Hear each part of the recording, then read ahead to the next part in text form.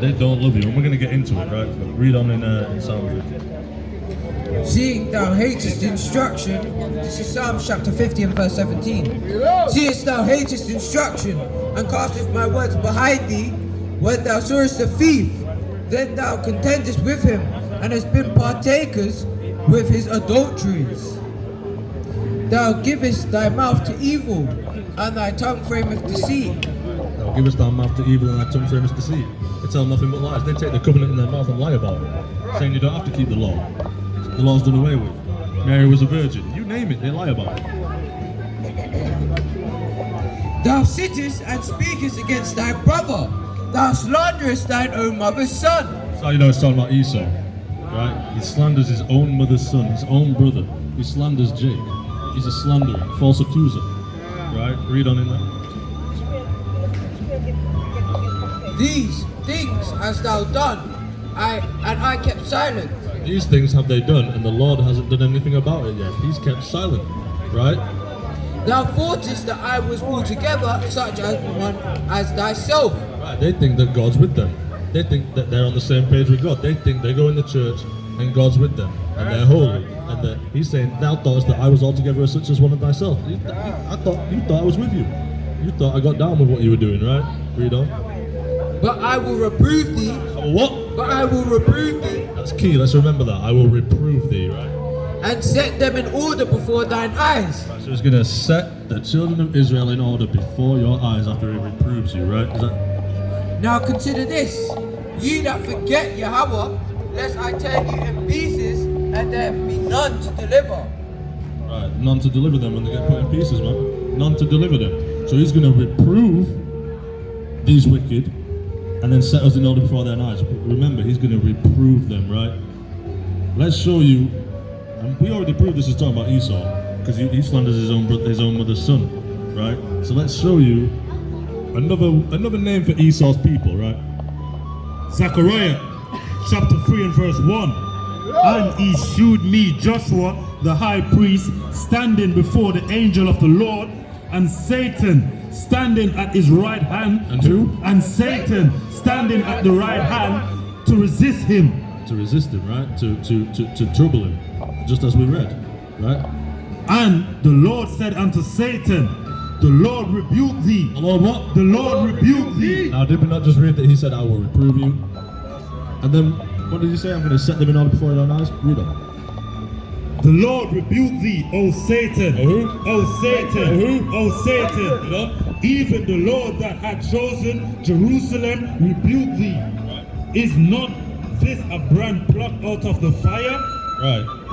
So, he said that he rebuked Satan, right? Just like he's going to reprove the wicked, right? And bear in mind, we can tie this together because he said he's going to set us in order before their eyes after they get rebuked. Read on. Khan. Now Joshua was clothed with filthy garments and stood before the angels. Right, so that's representative of his sins, of Israel's sins, the wickedness that is on us, right? These filthy garments. Read on. And he answered and spake unto those that stood before him, saying, take away the filthy garment from him. Do what? Take away the filthy garments from him. Right, refresh him. Let him repent. Read on. And unto him he said, behold, I have caused thine iniquity to pass from thee, and I will clothe thee with change of remnant. See that? So, what does that sound like just happened? Let's unpack it. He said that he rebuked Satan, and then he's going to take away the filthy garments of Israel. Did we not just read in Psalm chapter 50 that he's going to reprove the wicked and set us in order? It's the same thing. Esau is Satan, man. Esau is Satan. It just means adversary. He is the Lord's adversary, the enemy. And we are supposed to hate the Lord's enemies, right? We're not supposed to love them, right? We're supposed to hate them with a perfect hatred and count them as our enemies. Somebody get me Numbers. No. Get me 1 Samuel chapter 22 verse 1. Let's get into it. I'm going to show you these nations don't love you. 1 Samuel chapter 22, start verse 1. And read to verse 2.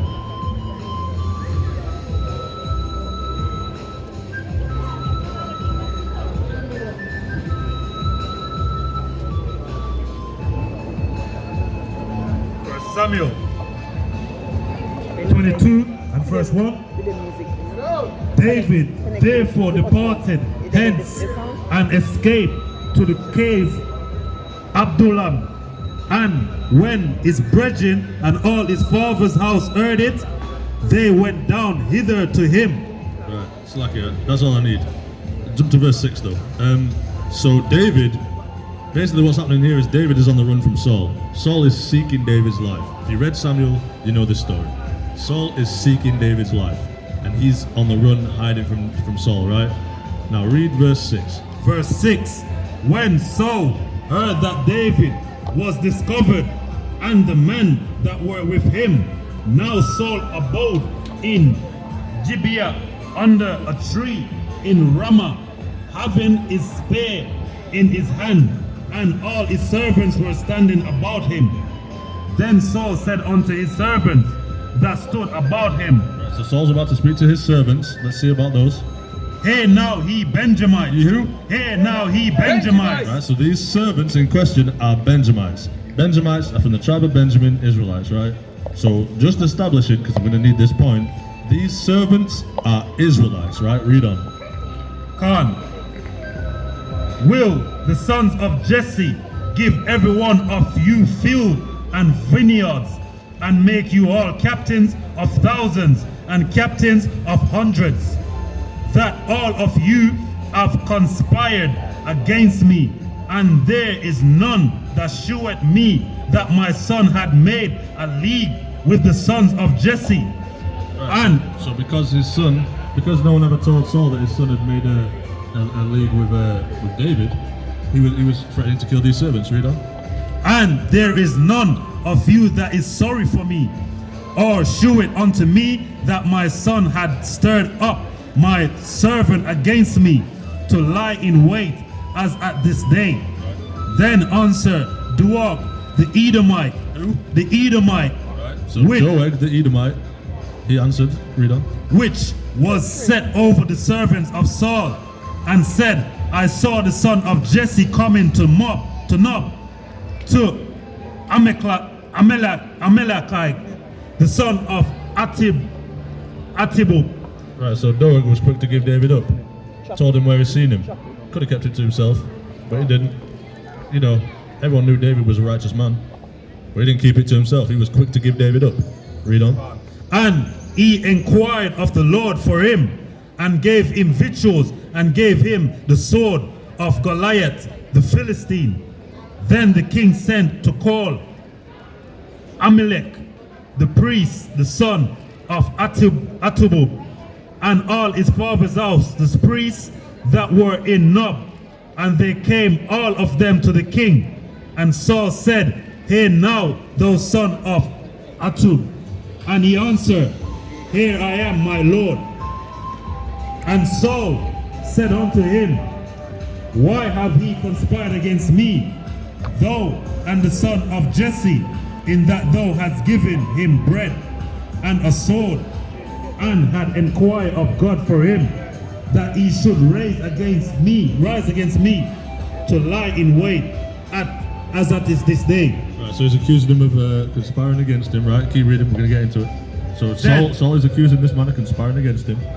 Then Amalek answered the king and said, And who is so faithful among all thy servants as David, which is the king's son-in-law, and goeth at thy bidding? Right, so he said David's a good man. What are you talking about?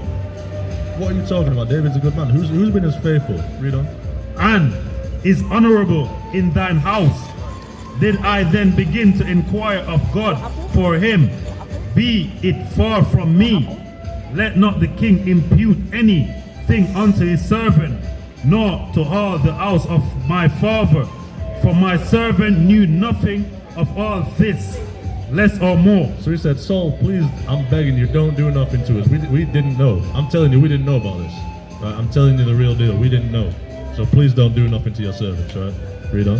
And the king said, Thou shalt surely die. Thou shalt what? Thou shalt surely die. Who? Thou shalt surely die. Okay. Amalek, thou and all thy father's house. Right, so even though he just said, we knew nothing about it, please don't do nothing to us. He said, nah, you're going to surely die, and your father's house. Right, read on.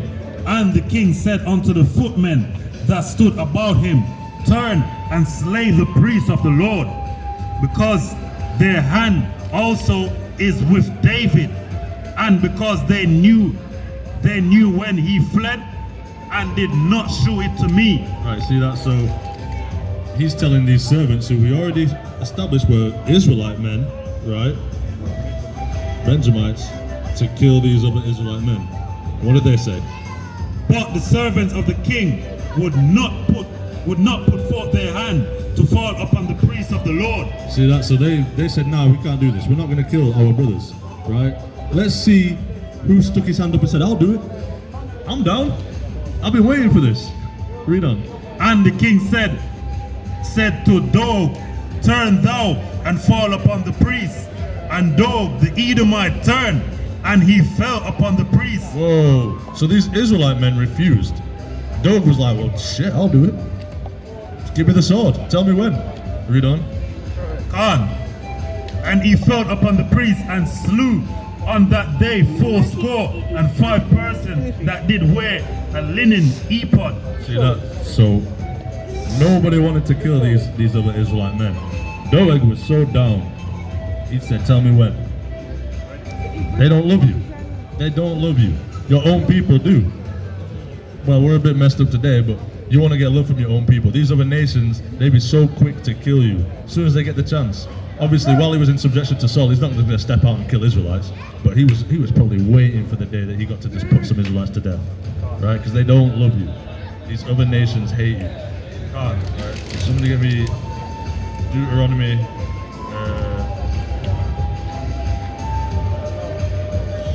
28:15, right? I'm going to further establish who enemies are, right? These people, they do not love you. Like I said, Doeg the Edomite, every time I read that chapter, I just think about how much hatred he must have had and how much he must have wanted to do that. Because he was so quick to do it. He could have refused just like everyone else. He was actually over the servants. He was the top guy in that fleet. He could have easily just refused, just like everyone else. But he was so quick to do it, right? But anyway, read Deuteronomy 28:15. Deuteronomy chapter 28 and verse 15. But it shall come to pass, if thou wilt not hearken unto the voice of the Lord thy God, to observe and to do all his commandments and his statutes, which I command thee this day, that all these curses, All these what? all these curses shall come upon thee and overtake thee. Jump to verse 68.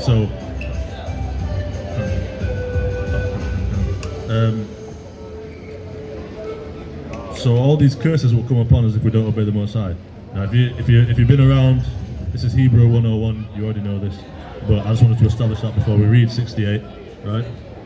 Deuteronomy 28 and verse 68. And the Lord shall bring thee into Egypt again with ships. What? With ships. By the way whereof I spake unto thee, thou shalt see it no more again. There you shall be sold unto your enemy. Unto your friend. Unto your enemies. Unto your buddies. Unto your enemies. To a couple of your pals. Unto your enemies. For both men and both women, and no man shall buy you. So if you know anything about history, we got sold to a certain people, right? The Edomites. We got sold to the Ishmaelites. We got sold to Moabites. We got sold to Hamites, right? He said you will be sold to your enemies. So it doesn't take a genius to put two and two together and see that these people that we got sold to are our enemies. They're not your friends. Your friends won't put you into slavery. I'm just going to say it like that. Your friends would not put you into slavery. These are your enemies, right? Give me Sirach chapter 12 verse 10. It just shows you who your enemies really are. The people you were sold to, that's your enemies. Psalm 83 tells you who your enemies are. Psalm 139 tells you who your enemies are. But you want to be hand in hand with these wicked people. You want to, I think me and Yahawashi were talking about it. He's over there teaching. We were talking about it when we left, we left from Croydon once. We went to East Croydon train station. We walked past the pub. I see loads of Edomites spill out and just a few Jakes mixed in. And I'm like, what are you doing? Cut down the road and get the word. What are you doing over there? We left early too, so people were still here. Priests were still here teaching. So I'm just thinking like, these are your enemies and you're really hand in hand. These are the people that sold you, right? And they will be so quick to sell you out again. Precept. Isaiah chapter 2 and verse 9. And the mean man boweth down, and the great man humbly himself. Therefore forgive them not. Forgive them not? Forgive them not. Forgive them not. Because they humbled down right? They crouch down, kind of act off. Hey, pal. Try to act like your buddy. They're not, right? Bring that up. Sirach 12 and 10. Sirach chapter 12 and verse 10. Never trust thine enemy, for like as iron rusteth, so is his wickedness. Right, it said never trust your... Did it say never, or did it say sometimes? Never trust thine enemy, for like as iron rusteth, so is his wickedness. It said never trust your enemy. Keep hold on. It said never trust your enemy, because like as iron rusteth, so is his wickedness. Those benches over there, give enough rainfall, enough time, they'll rust. They'll rust up. Iron does that, right? You can come and wipe it away. Rest assured, you give it enough time, it's going to rust again. It's inevitable. No matter how many times you clean it, it's just a process that happens. Same thing with these heathens, man. Same thing with all these heathens. Esau predominantly, but the rest of the heathens are exactly the same. They're your enemy. Don't trust them. Because just like iron rusts, so is their wickedness, right? So is their wickedness. They can hide it for a little while. They can wipe it away, but it's going to come back. It's just their nature. It's the way they are, right? Read on. Though he humble himself and go crouching, yet take good heed and beware of him. So he might humble down, you know, he might try and be your friend, you know, invite you to the pub, right? Something like that. And he goes crouching, he goes humble, tries to act like a nice person, like a friendly guy. But take good heed and beware of him, right? And thou shalt be unto him as if thou hast wiped a looking glass, and thou shalt know that his rust hath not been altogether wiped away. Is that what verse it is? Trying to count. So it's like you've wiped a looking glass, right? So you see like a foggy mirror or a foggy window. You can't really see what's behind it. But you'll be unto him as if you wiped a looking glass, and suddenly you see exactly what it is. You see him for what he is. You see his wickedness. And that's how do we identify that? How do we wipe that looking glass? We go into the Bible and we read. And then it becomes abundantly clear who these people are and what they're about. Right? And that's what we've done. And that's why we're here now to teach you that these people do not love you. And that you don't want to be with these other nations. Come to your own people, right? Come to your own people, come to your own God. Stop serving their dusty gods, right? Their stocks and stones. Stop serving those things, right? Come back to your God, come back to your people, right? Because they'll be so quick, when everything kicks off and there's race wars going on, they'll be so quick to go back to their own people and pretend they never knew you. And you're going to be looking stupid, right? Because you're not going to know how to act, right? Set him not by thee, lest when he have overthrown thee, he stand up in thy place. See that? So set him not by you, because as soon as he gets the chance, just like Doeg the Edomite did, he's going to overthrow you and stand up in your place. That's what Doeg did. He was so quick to kill those servants of Saul, right? So quick to do it, because they set him by him. That was the first mistake. You set an Edomite with you, right? He needs to be. They set him as the captain of the damn servants. He was the top man amongst the servants. He should have been the man, you know, at the bottom carrying all the resources, all the provinces. Right? That's what he should have been doing. He should have been in the field. He shouldn't have had the sword in his hand, ready to lick down some Israelite servants, just because Saul got a bit, you know, uppity. Anyway, read on. And ye stand up in thy place, neither let him sit at thy right hand, lest he seek to take thy seat, and thou be at the last. Remember my words and be pricked therewith. Right, so don't set him at your right hand. Don't set Doeg next to you, man. Doeg doesn't love you, right?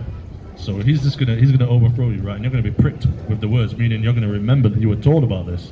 Remember, all of you Jakes out there that are friends with Edomites, friends with Ishmaelites, friends with Moabites, wait till the day they do you dirty and remember what you heard today, right? Because you're gonna be pricked with it. You're gonna go, I got told about this. And then you're gonna be feeling stupid, right? Proverbs 3 and verse 31.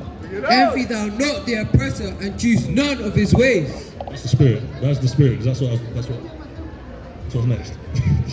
That's the spirit right there. Yeah. Don't envy the oppressor, right? Don't look.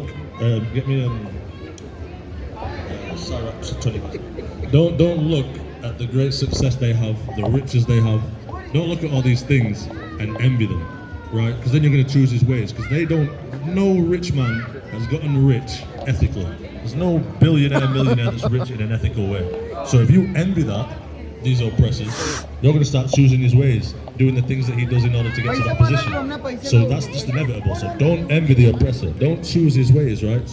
Manatazak, get me Jeremiah chapter 10, Babu Kasha.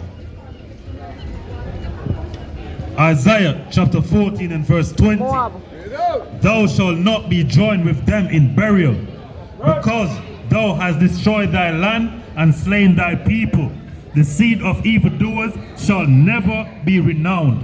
No, be renowned for a little bit. Shall never be renowned. Never be renowned. It'll never be respected. It'll never have a good name, right? It'll never be that. If you're an evildoer, you're just destined for dishonor. That's just what it is. There's no other way. You can't do evil and get a good name. It's just not how it works. Right, bring out that Jeremiah, and then we'll go to that Sarah 20. This is the book of Jeremiah. Here's the word. Jeremiah 10, start from the top. Hear ye word which the Lord speak unto you, O children of Israel. Thus said the Lord, learn not the way of the heathen. Learn a couple of the ways. Learn not the way of the heathen. Christmas is fun. Learn not the way of the heathen. So it said, envy not the oppressor, choose none of his ways. Learn not the way of the heathen. Why? And not dismayed of the sign from heaven. For the heathen has dismayed of them. Right, so don't be dismayed at zodiac signs or constellations, because the heathens are dismayed at that. The heathens worship that. That's their thing. Don't be doing that because it's pointless, it's vain. Right? There's no profit in it. Somebody get me Isaiah chapter 47 verse 13, right? Sarah. 47 and verse 14. Behold, thou shalt be as stubble. Isaiah 47 and 13.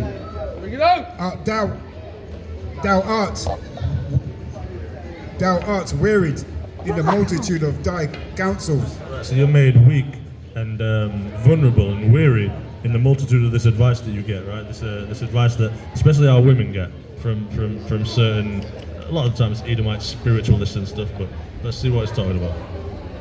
Let now the astrologers, the stargazers, the monthly procrastinators, prognosticators, stand up and save thee from these things that shall come upon thee. Right, so the Lord said, if you want to worship astrology, you want to listen to the astrologers and the stargazers and the monthly prognosticators, what is that? That's a horoscope. A prognostication is to tell the future. So if they're telling the future in a monthly cycle, what do? You get a monthly horoscope, right? Right? They call you a Cancer or a Scorpio, and you get your monthly horoscope. Right? They got monthly prognosticators. It's all in the Bible. You just have to read. Take your time, and you'll see it. Right? So if you're going to worship those things, I'm a Libra, so I'm a bit, I'm a little bit funky sometimes, or oops, sorry, I'm a Cancer. Blaming your behaviour on some made up crap. Like, if you want to do that, especially our women, it's so stupid, right? It's like a woman will turn a righteous man down because he says he's a Scorpio. It's so dumb. Is that not stupid? My ex is a Scorpio, and Scorpios are always moody and just because I was born in November. Like, what are you talking about? It's so stupid. So if you want to worship these things, when Most High brings calamity, somebody get me Proverbs 1. Laugh at your calamity. When the Most High brings this calamity down, call upon the stargazers, call the astrologers, call the monthly prophets, see what your horoscope says this month. See if that can save you. See what the horoscope says. He's mocking you, man. He's mocking you for being stupid, for being ignorant to the Most High's ways.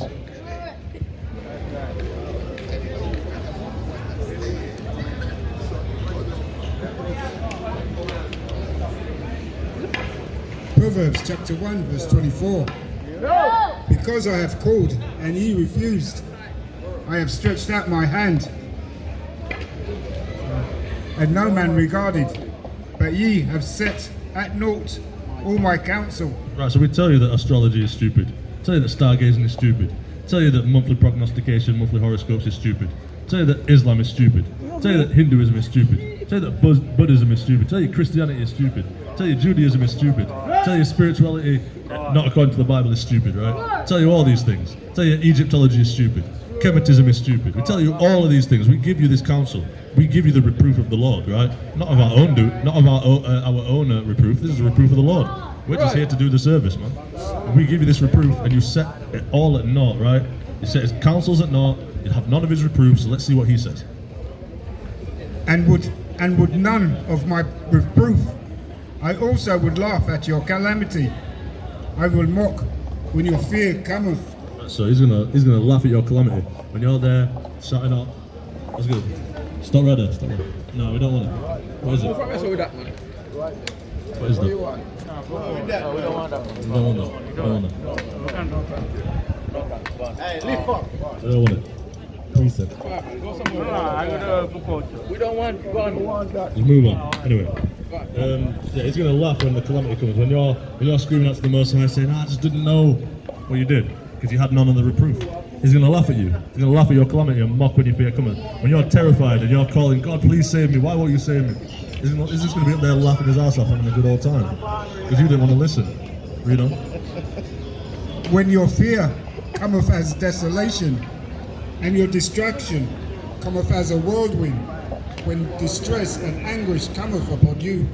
Right, so he's going to be laughing at this stuff. He's going to be laughing. He's not going to be trying to save you because you wouldn't have him now. Why would he save you, in your last? People always say, "Oh God, get me out of this one. Get me out of this one, and I'll turn to you. Get me out of this last one." No. He's going to go down like that. Bring it down, King. Leviticus chapter 19 and verse 26. He shall not eat anything with the blood, neither shall he use enchantments, nor observe times. See that? You shall not use enchantments, nor observe times. You can't be doing all these horoscopes and stargazing and stuff. Priest, you can't be doing that. Bring it out, King.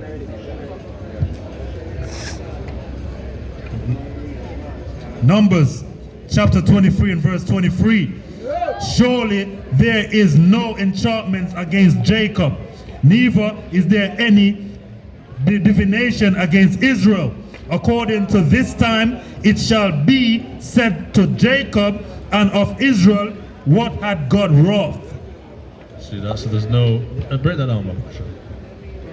There's no enchantments. All of these enchantments and all of these all palm reading, all of these horoscope and all of these what you call it? All of these what you call them? Witchcraft workers. All of these things that came up against Jacob, man. None of them prevailed against Jacob because they said when wanted to curse Jacob, want Israel to curse Jacob. Balaam wanted the sorcerers to curse Jacob, but they couldn't curse Jacob because the Father is with us. Yeah, exactly. Or just like when Moses was doing all the wonders, right? All these miracles before Pharaoh, he got his magicians to come in and try and do their thing, but they couldn't prevail. Just like Nebuchadnezzar. Right. Nebuchadnezzar had his phony little magicians and Chaldeans, and they was trying to break down the dream. But they said, there's no man on the earth that can do that. Unless you tell us about it, then we'll break it down. Right? Daniel was the only man. He said, I'm going to destroy all the wise men. He was going to destroy Daniel, Shadrach, Meshach, Abednego. He was going to kill all these men. Right? And then the Most High gave Daniel that revelation and showed him the dream. Which he gave glory to God as well. He didn't glory in himself after that. He gave all the glory to God because God is the one that revealed it, really. It's not Daniel Daniel was mighty. I'm not taking his flowers away. But Daniel understood that it wasn't his own doing. The Most High revealed it to him. Right? But these heathens aren't so. These heathens will be so quick to just take the glory if anything like that happened to them. Right? So, you wanna deal with God and the spiritual source, power, and all this. People want to deal with that. People say they got a relationship with God, but let's see what Israel are really dealing with in Romans. Chapter 10 and verse 2. This is Romans chapter 10 and verse 1. Brethren, my heart's desire and prayer to God for Israel is that they might be saved. For I bear them record that they have a zeal of God, but not according to knowledge. See that they have a zeal of God, but not according to knowledge. They love, to go into Christianity. Yeah, I have a person. Sister, with the brown bag. Sister, you dress righteously. She's not having it. Deep sleep.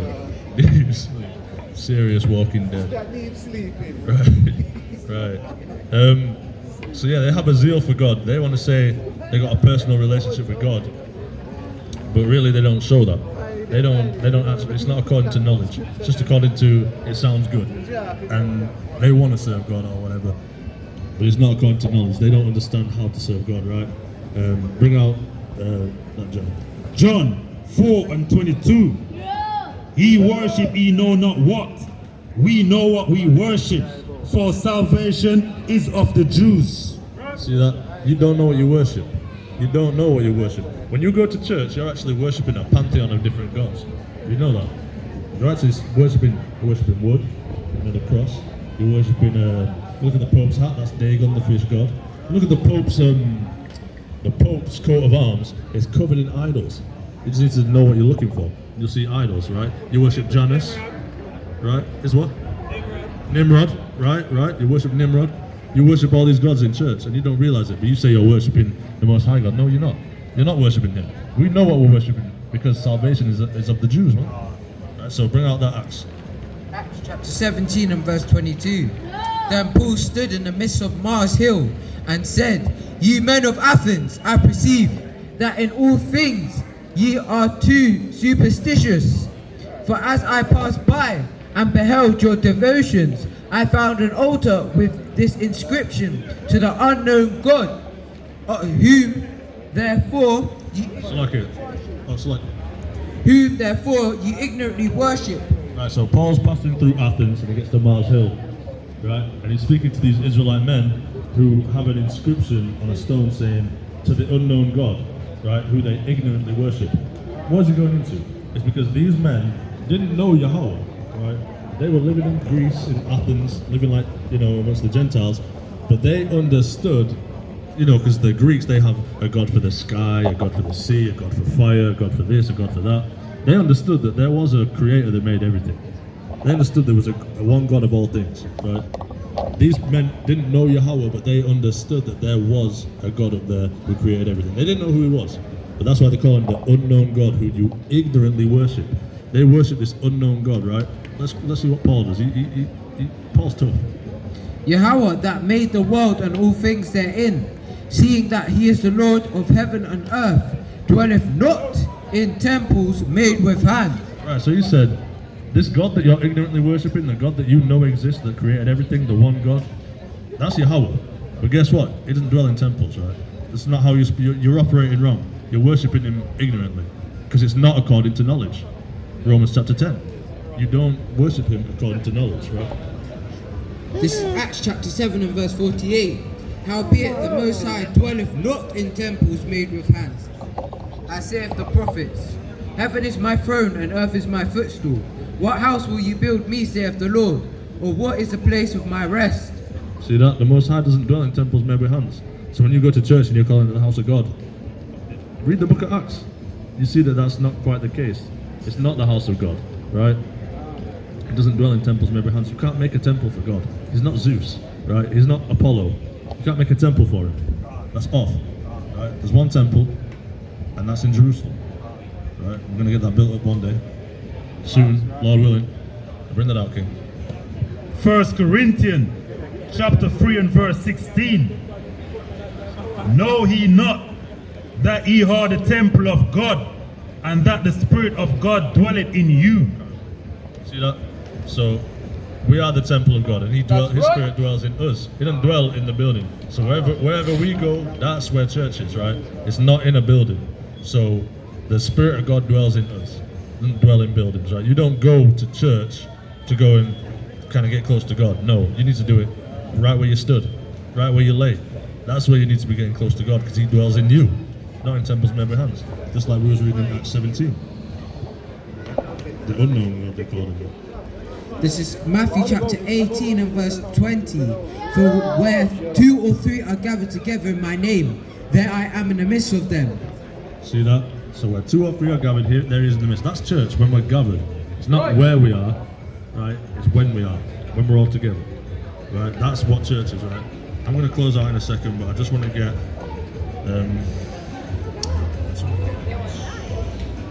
1 John chapter 3 verse 4, 1 Samuel chapter 15 verse 24, and then someone get me Galatians 2:17. Come on, 1 John 3 and 4. 1 John chapter 3 and verse 4. Whosoever committed sin transgresseth also the law, for sin is the transgression of the law. See that? So sin is when you break God's law.